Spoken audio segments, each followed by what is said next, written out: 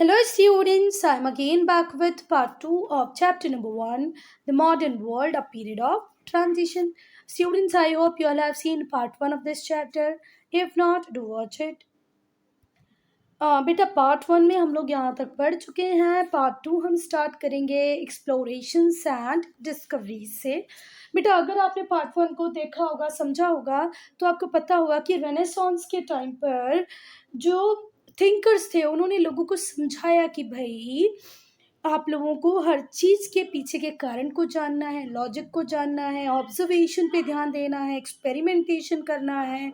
ये टाइम ही कुछ ऐसा था कि बहुत सारे लोगों ने एक्सपेरिमेंटेशन करना शुरू किया और ब्लाइंडली वो पहले जिन हर चीज़ों को फॉलो कर रहे थे उन्हें फॉलो करना बंद कर दिया.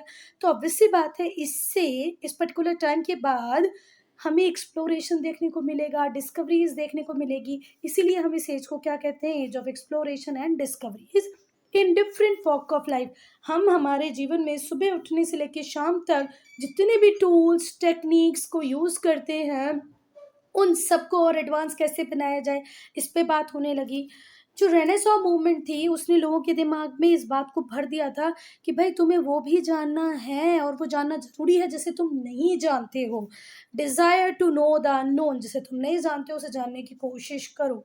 बेटा बहुत सारी डिस्कवरीज हुई इस पर्टिकुलर टाइम में. और इन डिस्कवरीज को कौन कर रहे थे बेटा? Explorer, sellers, scientist. अब क्वेश्चन ये आता है कि एक्सप्लोरेशन क्यों क्यों किया जा रहा था, एक्सप्लोर हर चीज़ को. तो जो मोस्ट इम्पॉर्टेंट कॉज था कि भाई किस वजह से एक्सप्लोरेशन होता, तो सबसे बड़ा कारक, सबसे बड़ा रीज़न था कैपिटलिज्म. अब लोगों के पास एक्यूमुलेशन हो रहा था वेल्थ का, इतना पैसा इकट्ठा हो रहा था, इतना पैसा इकट्ठा हो रहा था कि जो हमारी ज़रूरतें हैं वो तो पूरी हो जा रही थी, उसके बाद भी सरप्लस अमाउंट में हमारे पास पैसा बच रहा था. तो जो वेल्दी लोग थे, क्योंकि उनके पास इतना पैसा इकट्ठा हो गया था, तो वो इन्वेस्टमेंट कर रहे थे in expedition to newly discovered land. भैया उस पर्टिकुलर ज़मीन पे जाके देखो वहाँ पर गोल्ड अवेलेबल है कि नहीं, सिल्वर अवेलेबल है कि नहीं, अगर रॉ मटेरियल अवेलेबल है तो वो रॉ मटेरियल अवेलेबल है क्या जिसके रिगार्ड में इंडस्ट्रियलाइजेशन हमारे यहाँ हो चुका है, वो फैक्ट्रीज वो इंडस्ट्री बन चुकी हैं जो उस रॉ मटेरियल को प्रोसेस कर देंगी. तो जो यूरोपियन रूलर थे उनके अंदर एक लालच था, ग्रीड थी, भूख थी. किसके टुवर्ड्स? गोल्ड और सिल्वर के टुवर्ड्स. यूरोपियन लोगों को स्पाइसेस भी चाहिए थे और फॉरेन कंट्रीज का गुड भी चाहिए था in the form of raw material. और इसी वजह से उन्होंने प्रमोट किया वॉयजेस ऑफ एक्सप्लोरेशन, वो यात्राएं जो प्योरली किस पर्पज से हो रही थी? एक्सप्लोरेशन पर्पज से हो रही थी. समझ में आई ना बात? जब हमें लगता है कि भाई अगर हम वहाँ जाएंगे हमें वहाँ कोई ऐसी चीज़ मिलेगी जो हमारे काम की हो सकती है, ठीक है, जो हमें और प्रॉफिटेबल बना सकती है, तो ऑब्वियस सी बात है वहाँ जाएंगे. नहीं? तो ऐसे ही इन लोगों ने न्यूली डिस्कवर्ड लैंड पे एक्सपीडिशन करना स्टार्ट कर दिए. अच्छा, दूसरी बात, ये सिर्फ हमसे स्पाइसेस नहीं लेते थे बेटा, ये हमसे textile, Indigo, sugar, coffee, T, salt Peter सब कुछ लेते थे. ठीक है, सिल्क लेते थे चाइना से, कॉटन लेते थे इंडिया से, कॉटन टेक्सटाइल लेते थे इंडिया से. कॉटन बोले तो आपको पता है ना, रॉ कॉटन जिसे हम रुई बोलते हैं, और कॉटन टेक्सटाइल बोले तो कॉटन का कपड़ा. जो अरब ट्रेडर्स थे वो इंडिया से इस गुड को कैसे ले जाते थे? Via strait of Constantinople. ठीक है, अरब ट्रेडर्स इंडिया से गुड को ले जाते कौन से रास्ते से? Strait of Constantinople. और किसको बेचते थे? इटालियन मर्चेंट्स को बेचते थे. जो मर्चेंट थे जेनुआ के, स्पेशली वेनाइस के, वो बहुत रिच और पावरफुल होते गए इन्हीं कमोडिटीज़ में ट्रेड करते हुए, है ना, क्योंकि इनकी डिमांड्स पूरे यूरोप में बहुत ज़्यादा थी. बेटा जो हमारे टीचर हुआ करते थे ना, वो उसको गेनुआ पढ़ते थे. ठीक है, आप लोग एक बार गूगल पे सर्च कर लेना जेनुआ और गेनुआ. चलो, 1488 सी में बार्थोलोमियो डियाज, जो कि एक पोर्तुगीज एक्सप्लोरर था. पोर्चुगल जो कंट्री है वो यूरोप में ही है, उनके नेटिव्स को हम क्या कहते हैं? पोर्तुगीज. तो एक पोर्तुगीज एक्सप्लोरर 1488 में कहाँ पहुँच गया? West coast of Africa. ठीक है, west coast of Africa and come as far as the southern tip of Africa. जैसे ये अफ्रीका है तो अफ्रीका के सदर्न टिप तक पहुंच गए थे हमारे बार्थोलोमियो डियास. ठीक हुई बात? जिसे हम केप ऑफ गुड होप कहते हैं, यहाँ तक पहुंच गए थे.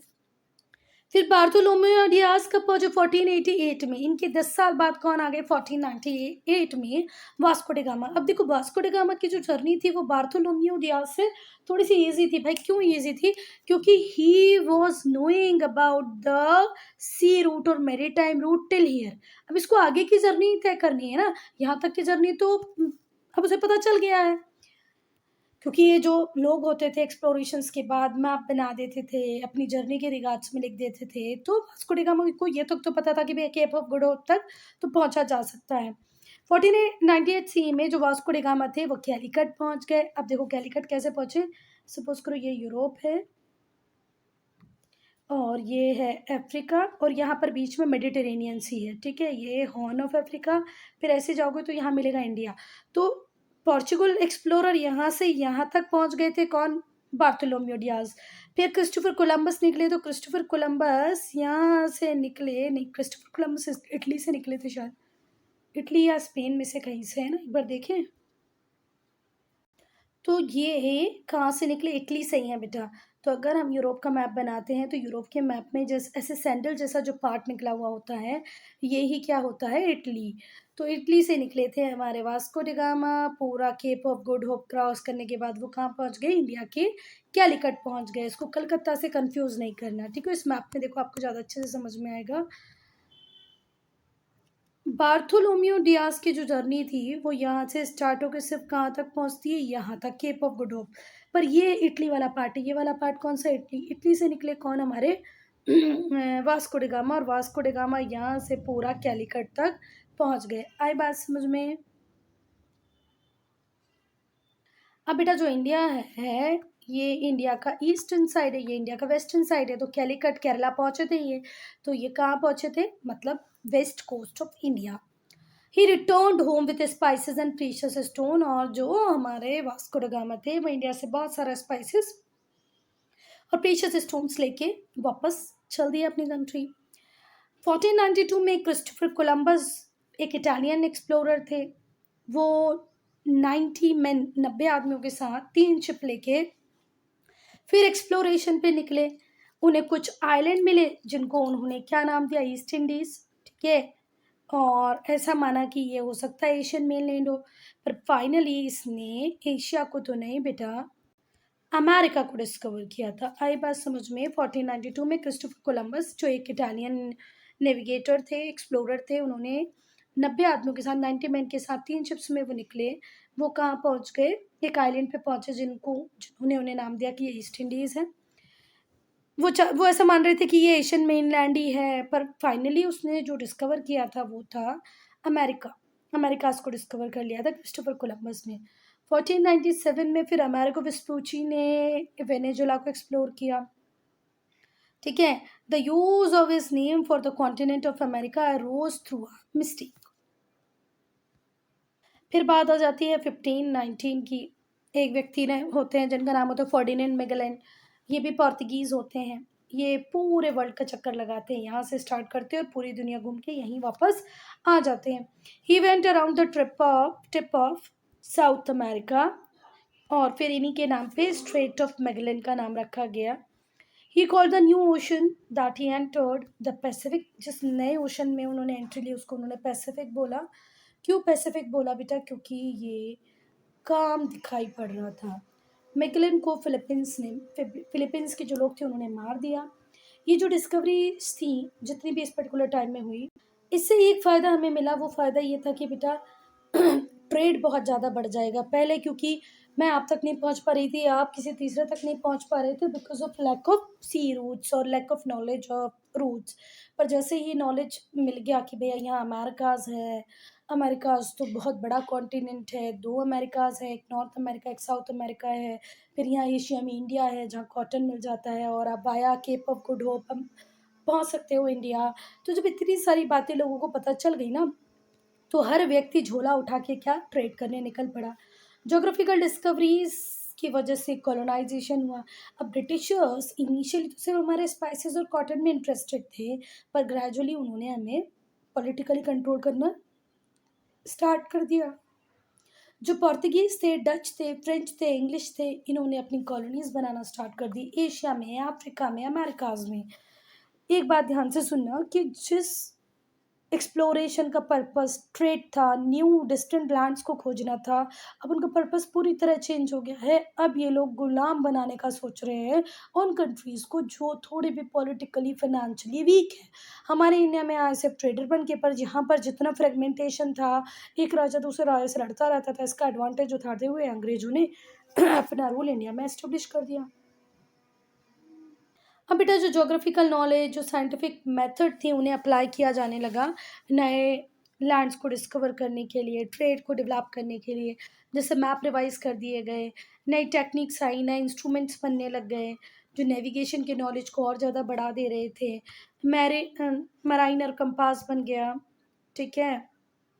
अब जब मराइनर कंपास बन गया तो एक टेंशन दूर हो गई कि यार अब हम घूम तो नहीं सकते कहीं सी में, क्योंकि हमें नॉर्थ साउथ डायरेक्शन का पता चल जाएगा, ईस्ट वेस्ट डायरेक्शन का पता चल जाएगा।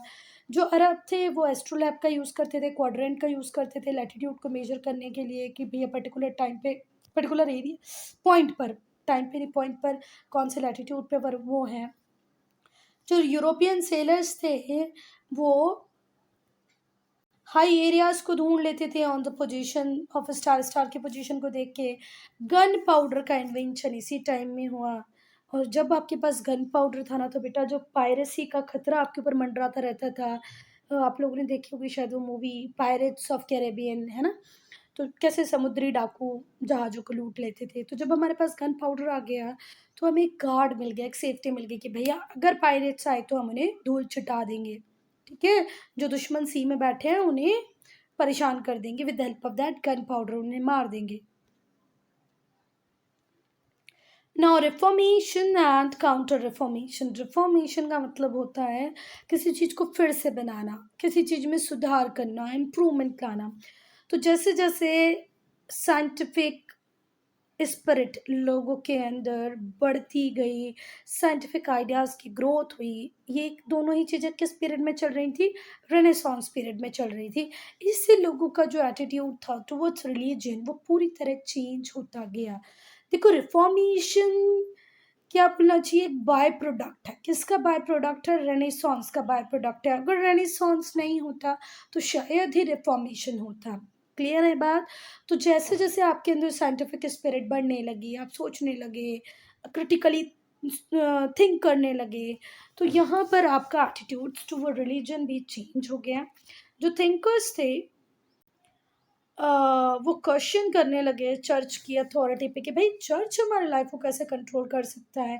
उन्होंने चर्च में जितनी भी करप्ट प्रैक्टिसेस थी उसको क्रिटिसाइज किया, उसकी बुराइयां की। फिर जो एरास्मस थे, जॉन वाइक्लिफ थे, उन्होंने क्लियरली एक्सपोज किया कि भाई चर्च में इतने गलत काम हो रहे हैं, ये गलत काम चर्च में हो रहे हैं। इसको एक्सपोज करने का काम किसने किया? एरास्मस ने और जॉन वाइक्लिफ ने। बेटा 16th सेंचुरी में बहुत मैसिव स्केल पे एक मूवमेंट स्टार्ट किया, जिस मूवमेंट में लोगों का सोच यही थी कि भैया चर्च को क्लीन हो जाना चाहिए, जितनी भी बुराइयां चर्च में है वो सारी ख़त्म हो जानी चाहिए, ठीक है। इस मूवमेंट को ही हमने क्या कहा गया? रिफॉर्मेशन। पर जो चर्च थे वो इन सब बातों के लिए रेडी ही नहीं थे। वो नहीं चाहते थे कि भैया कोई सुधार होने की ज़रूरत है। उनको लगता था कि नहीं, जो कुछ हम करें वो तो बहुत अच्छा है, ठीक है। क्योंकि चर्च ने कोई रेस्पॉन्ड नहीं किया, कोई ध्यान नहीं दिया हमारी बातों पे, तो जितने भी रिफॉर्मर्स थे उन्होंने प्रोटेस्ट किया। और अब देखो हमने एक जनरल चर्च से रिक्वेस्ट की कि भाई आपके यहाँ जितने भी बैड प्रैक्टिसेस होते हैं, माल प्रैक्टिसेस होते हैं, जो एविल प्रैक्टिसेस हैं, उन्हें रोक दो, चर्च को क्लीन करो। पर चर्च ने हमारी बातों पे ध्यान नहीं दिया।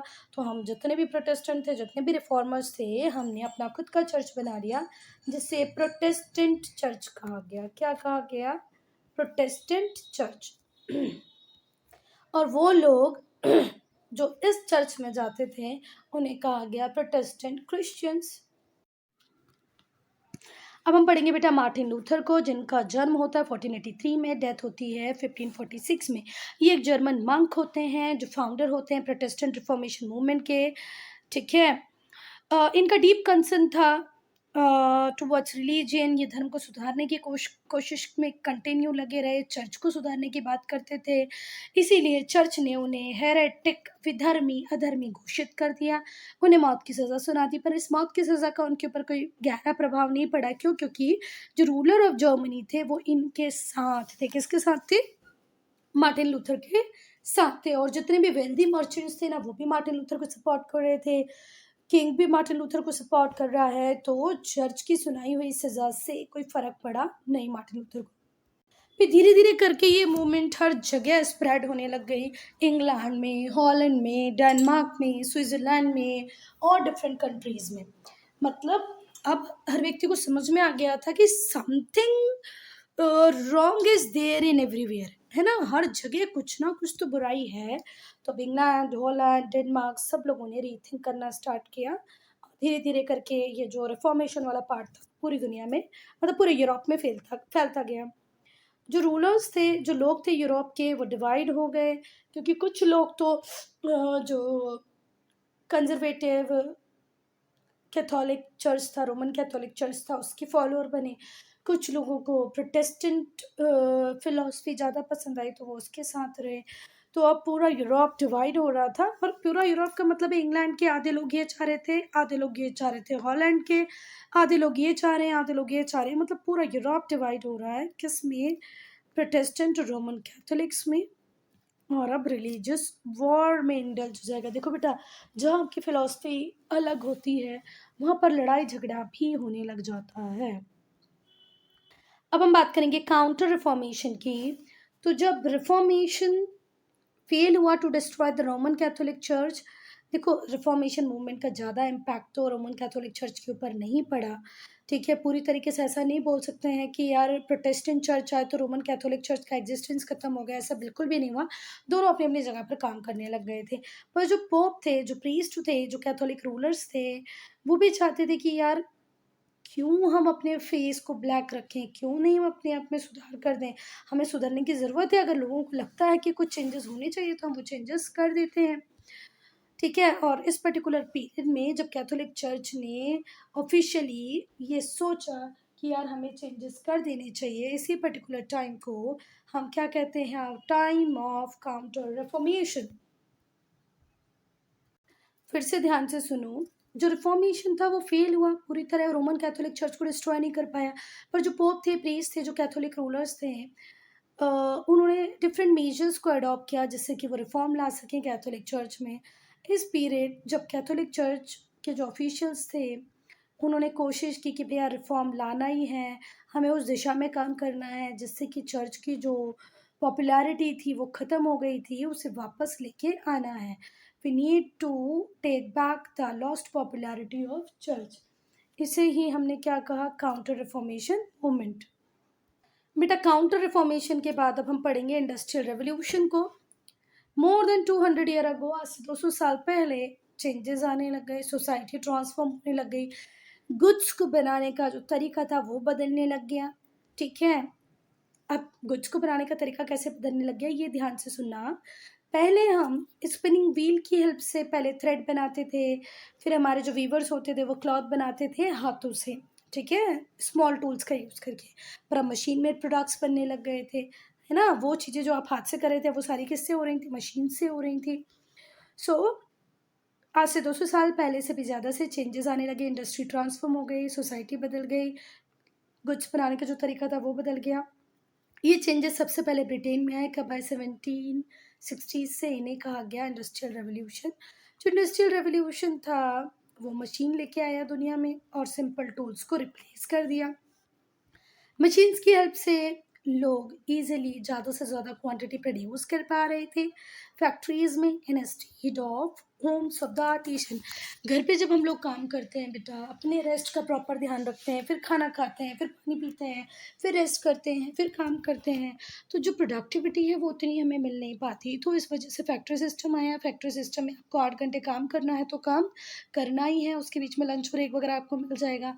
फिर मशीन्स, बड़ी-बड़ी मशीन से आप अपने घर में नहीं रख सकते, पर फैक्ट्री में होती थी। तो everything was changed. Now Production was on massive scale, large scale, with the help of machines. Fine quality goods were produced with the help of machine. Machine rest नहीं मांगती, है ना? मशीन ये नहीं बोलती मुझे खाना दे दो, पानी दे दो, कंटिन्यू काम करती रहती हैं, बल्क में प्रोडक्शन करती हैं। जो इंडस्ट्रियल रेवोल्यूशन था वो इंग्लैंड में ही बिगेन हुआ। क्यों भाई? क्योंकि इंग्लैंड में स्टेबल गवर्नमेंट थी, कैपिटल बहुत ज़्यादा था, ठीक है। कैपिटल ज़्यादा होने की वजह से उन्होंने सारे जो पूंजी, कैपिटल का मतलब होता है पूंजी, वो पैसा जो आप बिजनेस में लगाते हो, व्यापार में लगाते हो, उसे क्या कहते हैं? कैपिटल, पूंजी। इन्होंने नई इंडस्ट्री में इन्वेस्ट करना चालू कर दिया। लैंड होल्डिंग को कंसोलिडेट कर दिया। जो छोटी छोटी छोटी लैंड होल्डिंग थी, लोगों से कहा कि चलो ये ज़मीनें अब हम एक कर देते हैं, ठीक है। जो रिच लैंडलॉर्ड्स थे उन्होंने इकट्ठे ज़मीनों पे काम कराना चालू किया। मशीन की हेल्प से एग्रीकल्चर होने लगा। तो जो स्मॉल और जो लैंडलेस फार्मर्स थे वो माइग्रेट कर गए टाउन्स में और सिटीज़ में। देखो, दो फ़ायदे हुए। आप जब छोटे छोटे पैचेस ऑफ लैंड पे प्रोडक्शन करते हो, एग्रीकल्चर प्रोडक्शन थोड़ा सा कम होता है, पर अगर उसी ज़मीन को मिला के एक तरीके से वहाँ पर फसल उगाई जाए तो थोड़ा सा प्रोडक्शन बढ़ जाएगा।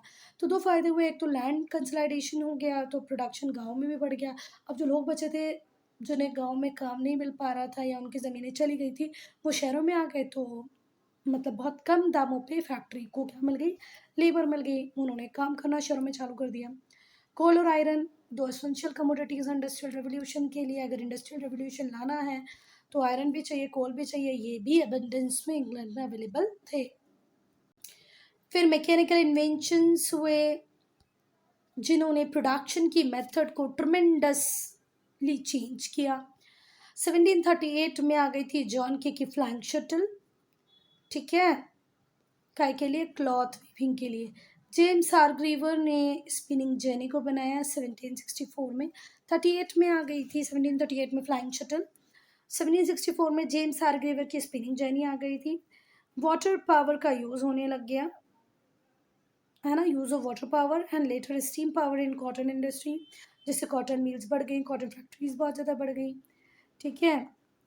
और फिर डिफरेंट मेथड का ये यूज़ करने लगे कि जिस तरीके से हम अच्छी तरह प्रोडक्शन कर पाएँ। जो नेक्स्ट इंडस्ट्री थी to take the new method was the woollen industry. पहले टेक्सटाइल इंडस्ट्री, फिर वुलन। फिर से ध्यान से सुनना, 1765 में जेम्स वॉट स्टीम इंजन ले आए। फिर कोल का यूज़ करके आयरन स्मेल्टिंग अच्छे से होने लगी, आयरन इंडस्ट्री बढ़ गई। जॉर्ज स्टेफेंसन स्टीम लोकोमोटिव लाए। John McAdam's road building technique लाए। Thomas Alva Edison incandescent light bulb ले आए। ग्राहम बेल ने टेलीफोन बना दिया। मार्कोनी ने टेलीग्राफ ले आए। जैसे ही रेवोल्यूशन ट्रांसपोर्ट के फील्ड में आया, गुड एक जगह से दूसरी जगह इजीली मूव करने लगे। Even people started moving from one place to another, और वो भी cheaply and quickly. Three industries की डिमांड इंग्लैंड में बहुत ज़्यादा ग्रो कर गई। वो थी textile, iron and coal. Coal industry, iron industry, textile industry. The face of England change. अब इंग्लैंड पूरी तरह चेंज हो रहा था। In state of green and pleasant countryside, new manufacturing units came up. पहले वो इंग्लैंड जहाँ चारों तरफ ग्रीनरी दिखाई पड़ती थी, प्लीजेंट कंट्री साइड, गाँव बहुत ज़्यादा प्लीजेंट होते थे, अब कुछ भी नहीं। अब हर जगह न्यू मैन्युफैक्चरिंग यूनिट्स दिख रही थी। एग्रीकल्चर बहुत ज़्यादा सफ़र करने लगी, अनएम्प्लॉयमेंट बढ़ गया। As each new invention come, it resulted in replacing manual labor. बेटा देखो, एक मशीन 10 लोगों का काम कर दे रही है। अगर मशीन बहुत ज़्यादा एडवांस होती जाएगी, मॉडर्न होती जाएगी, आती जाएगी, तो obviously बात है, लोगों की जो नीड है, मैनुअल लेबर की जो नीड है वो कम होती जाएगी। इस वजह से this often lead to workers being discharge and cause great resentment among them. लोगों को हर नई मशीन के आते ही कामों से निकाल दिया जाता, और इस वजह से वो बहुत दुखी थे, क्रोधित थे। जो नई फैक्ट्रीज थी उन्होंने बहुत सारी कॉटेज इंडस्ट्रीज को सॉलो कर लिया था, ठीक है।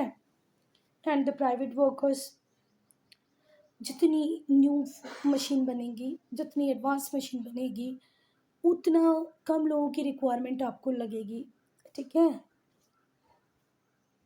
तो जब नई फैक्ट्रीज बनने लगी तो कॉटेज इंडस्ट्री ख़त्म हो गई, प्राइवेट वर्कर्स ख़त्म होने लग गए, और ये पॉसिबल ही नहीं हो पा रहा था उन दिनों कि भैया मशीन मेड खुद से हम कैसे कॉम्पीट कर पाएँ। लोग अपना बहुत कोशिश कर रहे हैं यार कि हम मशीनों से अच्छा गुड बना रहे हैं, यूनिक प्रोडक्ट बना रहे हैं, हमारे कलर्स अलग हैं, पर फिर भी आप मार्केट में कॉम्पिटिटिव नहीं थे। आपको मार्केट से ग्रेजुअली एक आउट मिल रहा था। क्यों आउट मिल रहा था बेटा? क्योंकि मशीन मेड गुड फिनिश्ड होता है, फिनिश्ड इन द सेंस कि फिनिशिंग के साथ बनता है। प्लस बल्क में बन जाता है, तो जो कॉस्ट ऑफ प्रोडक्शन होता है वो कम हो जाता है। सस्ता मार्केट में आएगा तो आपको कौन खरीदेगा, है ना, आपके गुड को कौन खरीदेगा। So they had to give up their old craft trades and took employment as wage earner. फिर धीरे से इन लोगों ने अपना जो क्राफ्ट उनको जो आता था, जो स्पेशलाइजेशन थे, उनको सब छोड़ा, शहरों में फैक्ट्रीज में काम करने आ गए, मजदूर बन गए। और बेटा, जो खाई थी नौकरी देने वाले और नौकरी पाले वाले के बीच में, मतलब एम्प्लॉयर और एम्प्लॉय के बीच में, वो दिन पे दिन वाइड होती गई। ठीक है, क्योंकि जो वर्कर्स थे उन्हें बहुत अनहेल्दी कंडीशंस में काम करना पड़ रहा था, 15-15 घंटे काम कराया जा रहा था उनसे, अटेंड जो उन्हें सैलरी दी जाती थी वो भी बहुत कम थी। तो एक पूरी जो सोसाइटी थी वो दो पार्ट में बढ़ गई। एक वो लोग जिन्हें हम कैपिटलिस्ट कहेंगे, जो इन्वेस्टमेंट करते हैं in the hope that they will get a good return, है ना, ऐसा लगता है हमें कि वो हमारा एक्सप्लॉइटेशन कर रहे हैं, वर्कर्स का, लेबर का एक्सप्लॉइटेशन कर रहे हैं। पर ऑब्वियस सी बात है, जब उन्हें प्रॉफिट होगा तो वो उनका, क्योंकि जब उन्हें लॉस होगा तो वो भी तो उनका ना बेटा। जब किसी एंटरप्रेन्योर को कोई लॉस होता है तो क्या वो आपसे मांगने आता था कि भई आप मेरी कंपनी के एम्प्लॉय थे, चलो मुझे लॉस दो? नहीं, अगर प्रॉफिट उसका तो लॉस भी ऑब्वियस सी बात है उसका ही होना चाहिए। तो कैपिटलिस्ट प्राइवेट ओनर्स थे कंट्री के, ट्रेड एंड इंडस्ट्री एमर्ज हो गई सोसाइटी में, नई फिलॉसफी आई फिर सोसाइटी में जिसे हम कहते हैं laissez faire, free trade without any interference. Laissez faire मतलब आप एक कंट्री दूसरी कंट्री से, एक एरिया दूसरे एरिया से ड्यूटी फ्री ट्रेड करे, ठीक है, गवर्नमेंट उसमें कोई इंटरवीन ना करे। इंडस्ट्रियल रेवोल्यूशन, कैपिटलिज्म ने प्रोडक्शन की प्रॉब्लम को सॉल्व कर दिया, ठीक है, पर डिस्ट्रीब्यूशन की प्रॉब्लम अभी भी थी, ठीक है। However they did not solve the problem of distribution of new wealth created. अब जो नया पैसा आ रहा है उसको किस तरीके से डिस्ट्रीब्यूट करें, ये प्रॉब्लम बनी हुई थी। So the old tussle between have and have not, एक अमीर वर्ग बन गया, एक गरीब वर्ग बन गया, और इनके बीच में हमेशा टसल चलती रहती थी। और धीरे धीरे करके जैसे इंडस्ट्रियल रेवोल्यूशन पीक पे जा रहा था, ये टसल भी एक्यूट होती जा रही थी। वर्कर्स थे, उन्होंने भी अब ठान लिया कि भई अब हम भी इंडस्ट्री से डरेंगे नहीं। इन लोगों ने मिलकर के ट्रेड यूनियन बना ली, अपने राइट्स के लिए लोग लड़ने लगे, इन्हें बेटर वर्किंग कंडीशन चाहिए थी, लेस वर्किंग आवर चाहिए थे, और इन लोगों ने ट्रेड यूनियन बना के अपनी बात रखी लोगों, एम्प्लॉयर या कैपिटलिस्ट के सामने, ठीक है। ऑर्गेनाइज्ड, इन लोगों ने अपने आप को ऑर्गेनाइज किया ट्रेड यूनियंस में, किससे फाइट करने के लिए, अपने राइट्स के लिए फाइट करने के लिए, बेटर वर्किंग कंडीशन के लिए फाइट करने के लिए। और इन्हें स्ट्रॉन्ग रेजिस्टेंस मिला किसके साइड से, इनके एम्प्लॉयर के साइड से, क्योंकि कोई एम्प्लॉयर ऐसा नहीं चाहेगा कि उसके प्रॉफिट मार्जिन कम हो जाए, क्योंकि जितनी ज़्यादा सैलरी, जितनी ज़्यादा फैसिलिटीज़ वो अपने एम्प्लॉयज़ को देगा, उतने ज़्यादा उसके खर्चे बढ़ जाएंगे, ऑब्वियसली उसका प्रॉफिट मार्जिन कम हो जाएगा। अब हम पढ़ेंगे इम्पेरियलिज्म को। Great voyages of exploration, discoveries of new routes, new lands led to the growth of trade and commerce. नई नई ज़मीनें मिलती गई, एक्सप्लोरेशन के बाद ट्रेड बढ़ गया, कॉमर्स बढ़ गया। जो ट्रेडिंग कंपनीज थी उन्होंने अपने ट्रेडिंग पोस्ट बना लिए एशिया में, अफ्रीका में, लैटिन अमेरिका में।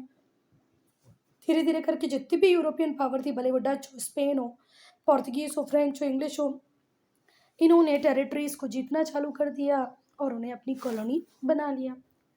कैपिटलिज्म की वजह से ही एम्पेरियलिज्म आया, जिससे रिफॉर्मेशन रेनेसांस की वजह से आया, वैसे ही एम्पेरियलिज्म कैपिटलिज्म की वजह से आया।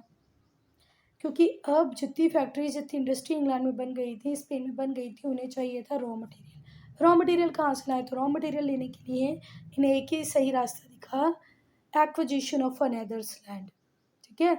इंडिया को इंग्लैंड ने कॉलोनी बनाया तो सिर्फ इसलिए क्योंकि इंडिया से बहुत सारा रॉ मटेरियल उसकी इंडस्ट्री को मिलने वाला था। पहली पहली बात तो उनसे रॉ मटेरियल ले आओ, फिर उनको फिनिश बेच दो, है ना।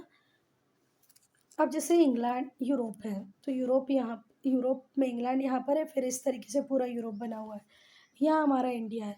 तो इंग्लैंड और इंडिया का एक रिलेशन तो था कि इंडिया इन्हें रॉ मटेरियल देगा, दूसरा था जो भी इस रॉ मटेरियल से फिनिश प्रोडक्ट बनेंगे उस फिनिश प्रोडक्ट को वापस इंडिया में बेच देगा, सेल कर देगा। तो ड्यूअल पर्पस पूरा करती थी colonies. First became the raw material of supplier of raw material, and ultimately a wide market for English. ठीक है, तो अब कॉलोनीज से आप रॉ मटेरियल जितना चाहो ले आओ और बदले में उसके यहाँ बेचो अपने बने हुए प्रोडक्ट्स को।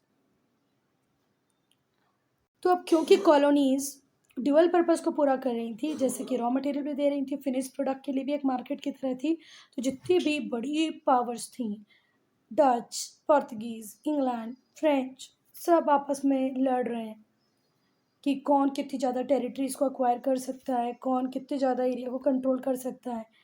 England again with her possessions in India and sea power had a great advantage।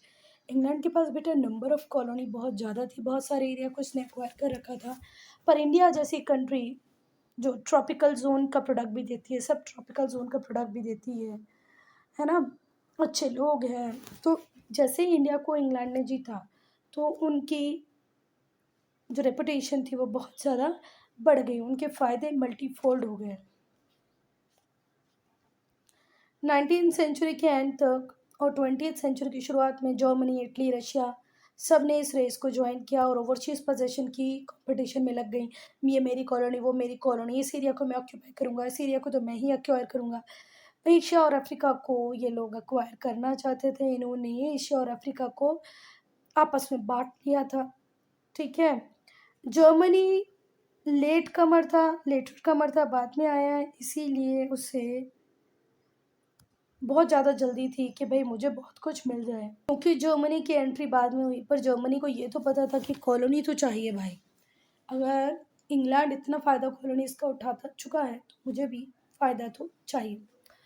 तो जर्मनी को कुछ ज़्यादा जल्दी लगी थी, काहे की लैंड एक्विजिशन की और ज़्यादा कॉलोनीज बनाने की।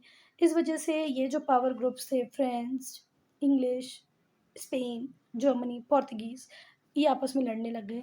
जर्मनी का सपना था कि वो वर्ल्ड एम्पायर बनाए, प्लेस इन द सन, इसीलिए वो अपने राइवल्स को ओवरटेक करना चाहता था।